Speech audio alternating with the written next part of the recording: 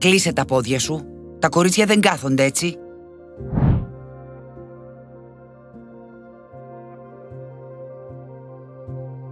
Να πας να παίξεις με τις κούκλες σου. Τα κορίτσια δεν παίζουν μπάλα.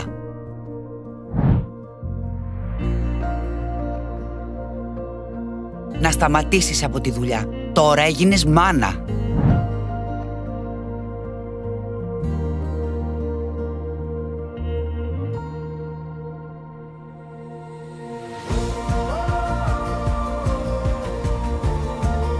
Τι θα γινόταν αν ακολουθούσαμε πάντα τις συμβουλές των άλλων? Στο παιχνίδι της ζωής, εμείς γράφουμε τους κανόνες. 8 Μαρτίου, Παγκόσμια ημέρα γυναίκας. Χάουτεν Ελλάς.